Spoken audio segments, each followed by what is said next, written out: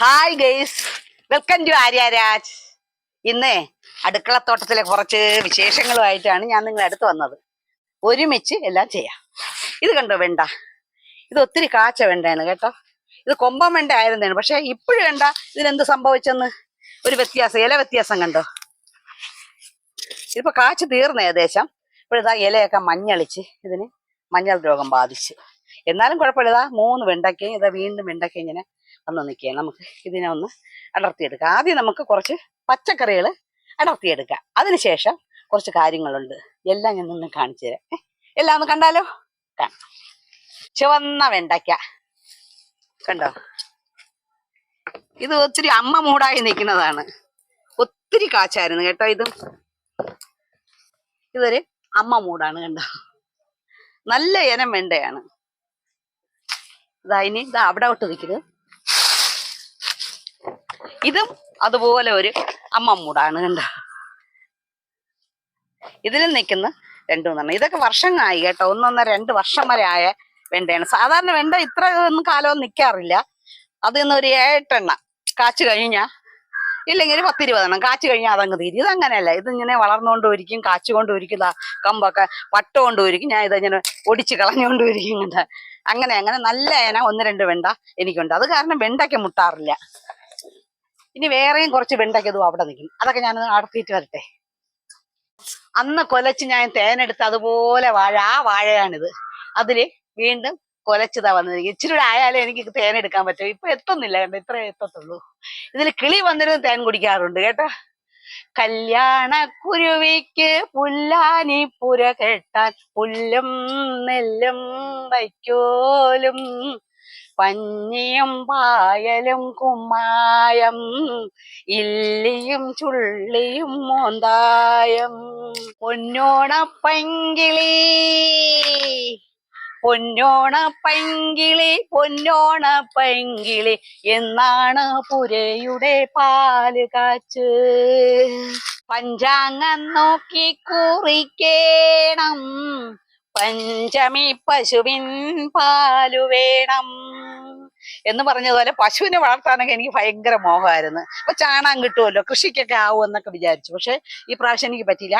അടുത്ത മോൻ വരുന്ന സീസണിൽ എന്തായാലും ഞാൻ പശു വാങ്ങും. അപ്പൊ നമുക്ക് ഇത്തിരി ചാണകമൊക്കെ കിട്ടി ഇതിനൊക്കെ ഇടാനായിട്ട് പറ്റുമല്ലോ. അതുകൊണ്ട് ഒരു പശു വേണം. കൃഷിയായാലും നമുക്കൊരു പശുവോ ആടോ കോഴികളോ അതിന്റെ കാഷ്ടങ്ങളൊക്കെ നമുക്ക് ഈ ചെടികൾക്ക് വാരിയിടാൻ പറ്റും. പെട്ടെന്നൊക്കെ ഓടി വളം വാങ്ങാനായിട്ടൊന്നും നടക്കേണ്ട ആവശ്യമില്ല. അങ്ങനെ അതും ചെയ്യണമെന്നാണ് എൻ്റെ ആഗ്രഹം. അടുത്ത പരിപാടി ചേന വെട്ടലാണ്. ചേന 2-3 ചേന പഴുത്തങ്ങനെ കിടക്കുകയാണ്. ഇത് അവിടെ 2-3 ഇവിടെ 1, ഇത് അവിടെ കൂട്ടം.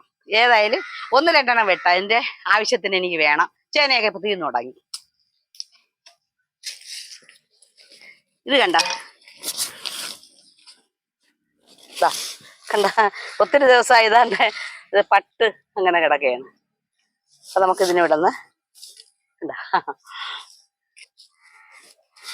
ഇതിനെ ഒന്ന് വെട്ടിയെടുക്കാം.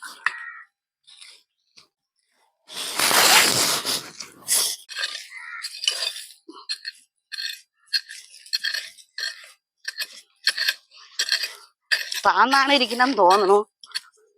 ഇവിടെ 3-4 മൂട് ഉണ്ടായിരുന്നു, അതെല്ലാം ഞാൻ വെട്ടിയെടുത്ത്. അതിനുശേഷം ഇത് ഒരു മൂട് അതിന്റെ പുറത്തൊക്കെ കൊണ്ടു.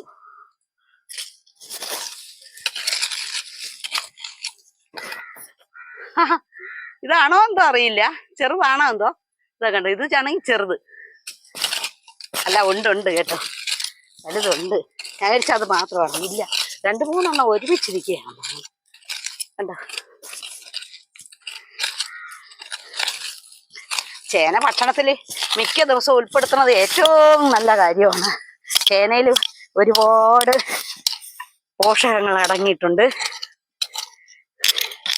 വയസ്സാകുമ്പോൾ പിന്നെ നമുക്ക് ഈ ചേന കഴിക്കാൻ ചിലവർക്കൊന്നും അത് പിടിക്കത്തില്ല, വായുവിനൊന്നും പിടിക്കില്ല. പക്ഷെ അതുകൊണ്ട് നമ്മൾ ചെറുപ്പകാലത്ത് തന്നെ ഇതൊക്കെ കൂടുതൽ ഉൾപ്പെടുത്തണം. പക്ഷെ എനിക്കിഷ്ടമാണ് ചേനയും വാഴയ്ക്കയും കപ്പക്കയും കൂടെ എരിശ്ശേരി വയ്ക്കണം. എന്തൊരു ടേസ്റ്റ് ആണെന്നറിയാമോ. ഞാൻ വെച്ചിട്ടുണ്ട്. നമ്മൾ ഈ മിക്കവാറും ഈ സ്കൂളില്ലാത്ത ദിവസങ്ങളിലാണ് അങ്ങനെയുള്ള എരിശ്ശേരിയൊക്കെ വെക്കുന്നത്. എന്തെന്ന് വെച്ചാൽ അന്ന് കൊച്ചുമക്കൾ കാണും, അവരും ഒത്തിരി കഴിക്കുമല്ലോ. മറ്റേ സ്കൂളുള്ള ദിവസമൊക്കെ അവർക്ക് അതങ്ങനെ ഒരുപാടൊന്നും കഴിക്കാൻ സാധിക്കില്ല. അതുകൊണ്ട് സ്കൂളില്ലാത്ത ദിവസങ്ങളിലാണ് സാധാരണ നമ്മൾ ഇതുപോലെ എരിശ്ശേരിയൊക്കെ വയ്ക്കുന്നത്. കണ്ടു തുടങ്ങി കേട്ടാ, കണ്ട ഏകദേശം അത് പുറത്ത് വന്നു. ഇതാ അങ്ങനെ മണ്ണിനടിയിലെ പൊന്നുരുളി പുറത്ത് വന്നു.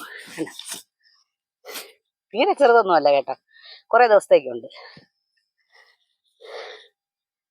കണ്ട അങ്ങനെ ചേന പുറത്ത് വന്നു. രണ്ടെണ്ണം ഉണ്ടായിരുന്നു. ഇത് വേറെ ഒരു മൂടാണ് കണ്ടോ, ഒന്ന് ഇതൊന്ന്. ഇതിന്റെ കണ്ണുകളൊക്കെ കണ്ട പൊട്ടി ഇവിടെ കിടക്കും. കണ്ടോ ഇവിടെ ഇവിടെ കുറച്ച് കൂട്ടത്തോടു കൂടി ചേന കിടക്കുകയാണ്. കണ്ട അന്ന് ചെറുതും വലുതുമായിട്ട് വന്നപ്പോ ഞാൻ അതിനെ ഇവിടെ കൂട്ടിക്കൊണ്ടിട്ടിട്ട് മണ്ണിട്ട് കൊടുത്തു. അത് കാരണം കണ്ട അടന്ന് തന്നെ വരെയാണ്. കണ്ട അടർത്തി തന്നെ ഇടുക ഓരോന്നോരോന്നോരോന്ന്. ഇതിനെയൊക്കെ നമുക്ക് വീണ്ടും നടാം. ഗ്രോ ബാഗിൽ നടാൻ പറ്റിയ ഇതാണ്. കണ്ട ചെറുത് ചെറുതാണ്. ഇതിങ്ങനെയുള്ളതിന് ഗ്രോ ബാഗിൽ നട്ടു വെക്കണം. ഇതിന്റെ വംശം ഒത്തിരി വളർത്തിയെടുക്കാൻ സാധിക്കും. വെട്ടട്ടെ ഇതിനെ. കണ്ട ഇതൊന്ന് കണ്ട ചെറുത് ചെറുതായിട്ട് എത്ര ചേനയാണ് നമുക്ക്. കണ്ടോ ചെറിയ ചെറിയ ചെറിയ മൂടുകളായിട്ട് ഈയിടോ എത്ര എണ്ണം ആയി കേട്ടോ. ഒരു കുറെ ഗ്രോ ബാഗ് വാങ്ങിയിട്ട് അതിലെല്ലാം അത് നട്ടു വെച്ചാൽ, ഇല്ലെങ്കിൽ തറയിലായാലും മതി, കുഴിച്ച് കുഴിച്ച് നട്ടു വെക്കണം. അപ്പൊ ഇത് അത്രയും ഒരു ചേന കൂട്ടം തന്നെ ഉണ്ടാവും.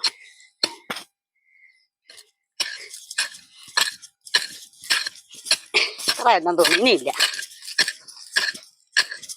ഇനിയില്ല ഇത്ര തന്നെ. ഇവിടെ ഇത്രയും നട്ട് കിട്ടിയതുകൊണ്ട് ഇനി ചേന വേണ്ട, ചേമ്പ് നടാം. ഇതുപോലെ കൊച്ചു കൊച്ചു കൊച്ചു കൊച്ചു ചേമ്പിരിക്കും. ഞാൻ കാണിച്ചു തരാവേ. ഇത് കണ്ടോ, ചെറിയ ചേമ്പ്. ഇതിനെല്ലാം ഞാൻ ഒരുമിച്ച് ഈ കുഴിയിലിട്ട് നടാൻ പോവുകയാണ്. അപ്പൊ നമുക്ക് ഇതുപോലെ ചെറിയ ചെറിയ ചേമ്പുകൾ ഇഷ്ടം പോലെ കിട്ടും. ഇത് ഞാൻ ഇവിടുന്ന് വെട്ടിയെടുത്തതാണ്. വലുതെല്ലാം കറക്കിയെടുക്കും. ഈ ചെറുത് തീരെ ഇത് ചെത്തി എടുക്കാൻ തന്നെ ഒത്തിരി പാടാണല്ലോ. അതുകൊണ്ട് ഞാനിത് മാറ്റി വെച്ചിട്ട് നടാന്ന് വിചാരിച്ചു. ഇത് നടട്ടെ.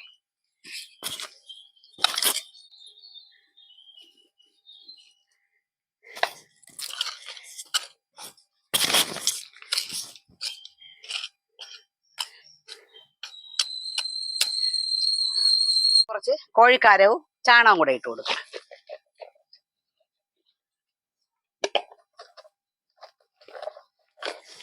വീണ്ടും ഇതിന്റെ പുറത്തോട്ട് കുറച്ച് മണ്ണ് അണച്ചു കൊടുക്കുക, ഇട്ട് കൊടുക്കുക. ഇത് കിടന്ന് പൊടിക്കും. പൊടിച്ചു കഴിഞ്ഞിട്ട് നമുക്ക് വീണ്ടും ഉരങ്ങൾ ചെയ്യാം. അപ്പോൾ ഇത്തിരി ചേമ്പുകിഴങ്ങ് ഇവിടെ നിന്ന് തന്നെ കിട്ടും. ഇതാ ഒരു ചേന കണ്ട. ഇനി ഇവിടെ ഇതാ ഒരു ചേന നിൽക്കുകയാണ്. കണ്ടോ, ഒരു ചേന നിൽക്കുകയാണ്. അതിവിടെ നിൽക്കിട്ട് പിന്നെ വെട്ടിയെടുക്കാം. ഒത്തിരി വെട്ടിയെടുത്താലും കൂടി പോവാം അവിടെ നിന്നോട്ട്. കണ്ട ഇതിലെ ഉണ്ടായിരുന്ന വെള്ളരിക്ക അത് വീണ്ടും വളർന്നു വന്നു, വലുതായി. നമുക്ക് ഈ വെള്ളരിക്കയെ കൂടെ കട്ട് ചെയ്തെടുക്കാം. ഇത് ഇത്തിരി വലിപ്പം ചെറുതാണ് കേട്ടോ, എന്നാലും കുഴപ്പമില്ല. ഇത് കട്ട് ചെയ്തെടുക്കുക. ഇത് കൂടെ കണ്ടോ, അങ്ങനെ ഇതാ വെള്ളരിക്ക. ഇനി വേറൊരു സാധനമുണ്ട്, അതിനങ്ങോട്ട് പോകാം.